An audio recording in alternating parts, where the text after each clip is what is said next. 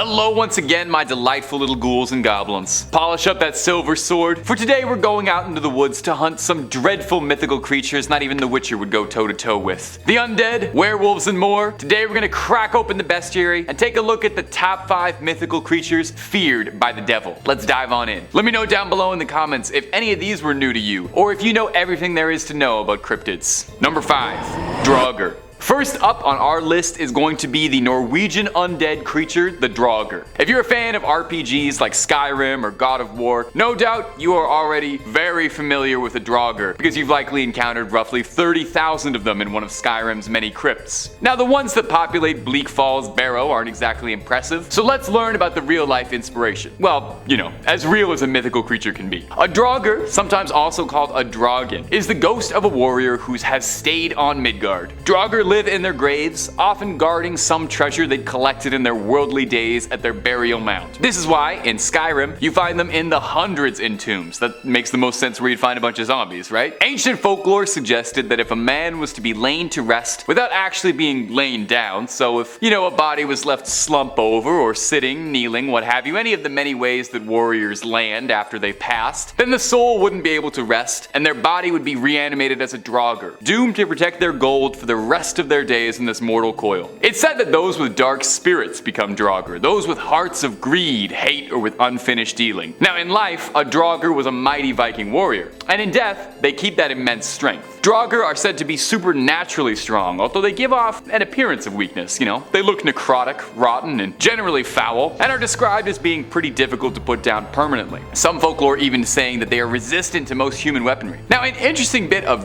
Draugr trivia that some stories describe is them having the ability to walk through people's dreams, where they'll leave behind a gift so that the living person may be assured of the nature of their visit. A Draugr can curse someone in their dreams and mark them as a target, bringing disease, pestilence, and misfortune to their victim through the daylight, and then at night they can seek them out and strike. Now the best way to stop a Draugr is before they even rise altogether. In some cultures, the dead were buried with their toes tied together, or needles driven through the soles of their feet in order to prevent them from walking. The dead were carried feet first into their mausoleums, then bricked up behind a giant door. It was thought that the dead would only be able to leave the way they had came, and if they were carried feet first, they wouldn't see where they were going. And if you want to see more videos about cryptids, monsters, mythical creatures, real scares, well, we've got all of that and then some on Top 5 Scary. Click through, subscribe, and stay scared all night long. Number 4. Rougarou. A Rougarou is a creature of French folklore, and it's sort of like a more Cajun answer to the werewolf. The name stems from the French word for werewolf, loup-garou, that over the years has shifted into Rougarou as one word when being told and retold to generations in Louisiana and across New Orleans, and some parts of French Canada too. We got a Quebecois werewolf. I didn't know about that, and that was very exciting for me. This creature for the most part is very similar to a werewolf. It's a giant man-wolf hybrid. The key difference between a werewolf and the Rougarou though is agency. While a werewolf traditionally is depicted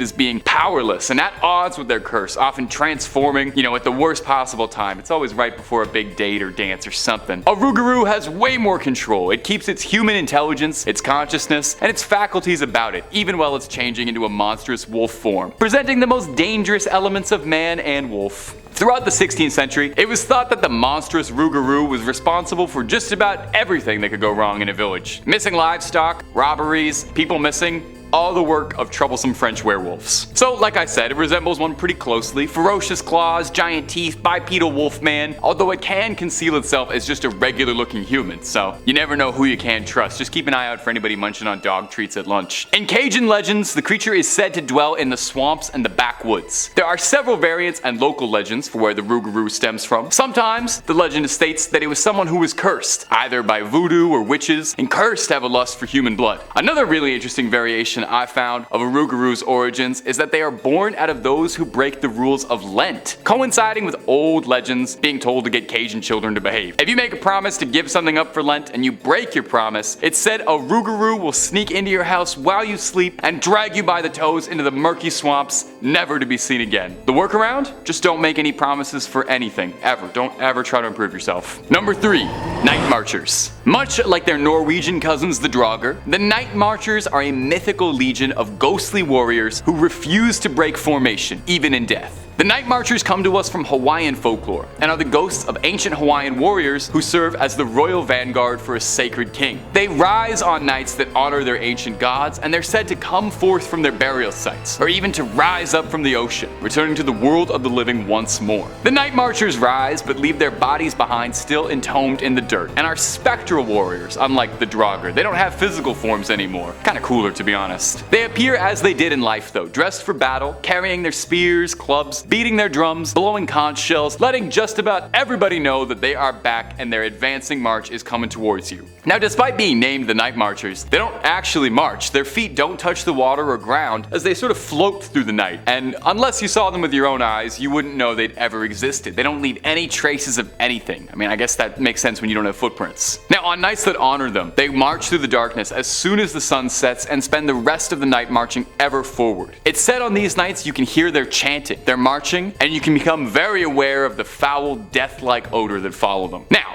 it's said that if you do hear the telltale sounds of the night march approaching, the absolute last thing you want to do is be as foolish as to try and go steal a glance. I know it sounds tempting, a legion of ghostly warriors, but ancient folklore says that any mortal looking upon the night marchers will meet a swift and violent end. They can't be stopped by anything physical, so no walls or cells are going to do you any good. It's said that the only way to survive an encounter with the night marchers is to show them proper respect, to lay face down, motionless, and you'll be spared. Another way is if you can recognize your ancestor among the march, you can call out to them. But that doesn't really work for anybody. That only works if you have an ancestor who's already in there. Generally, I would do my level of best to try and avoid meeting the gaze of the night marchers, just, in general.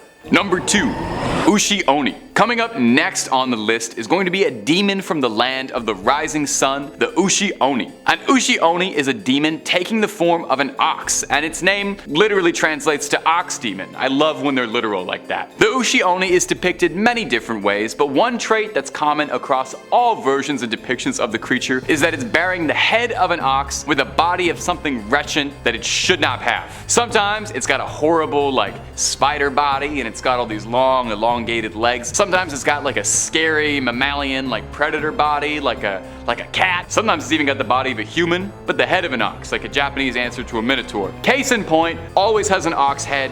Something scary down below. Consistent across all mythologies of the Ushi-Oni though is that they are absolutely remorseless, brutal demons who love to inflict pain and love to hurt humans. Not really my scene, but to each their own. They're exceedingly cruel. They love to ravage towns, attack lone villagers, spread plague and pestilence wherever they go, and the Ushi-Oni have even been known to take the last piece of pizza out of the box and they still leave the box in the fridge and don't tell anybody else. Absolute terrible creatures. Their favorite prey, you could probably guess, is humans, which they guzzle down as a little snack whenever they can find one. Their breath is noxious and is said to be toxic to people, so best of luck even dueling one of these things. Not only is it a powerhouse with awful teeth, but they vomit poisonous gas, so I'm gonna be honest, your odds, they're just not looking good. The only comfort is that, well, first of all, they're mythical, and they're only said to live along the mountains, rocky coasts, and beaches of western Japan, so as long as you're avoiding those areas, you and the Ushi-Oni shouldn't be crossing paths. And finally, number 1. Manananggal. Closing off our list of horrifying mythical creatures that would give Lucifer a clutch for his pitchfork is going to be the demon vampire spirit of the Philippines, the Manananggal. And let me know down below in the comments if I'm pronouncing that right. My Tagalog needs a bit of work. Not settling for just being terrifying enough as a blood-sucking spirit of the night, the Manananggal takes the myth of a vampire and cranks it up to 11. It sounds way more like something out of one of the new Doom games than it does folklore. The Manananggal is a humanoid creature, and it's a scary, hideous, monstrous thing with giant leathery bat wings, which lets it fly through the night, swooping down and stealing prey before anyone can do anything about it. We haven't even started talking about the Manananggal's namesake and its best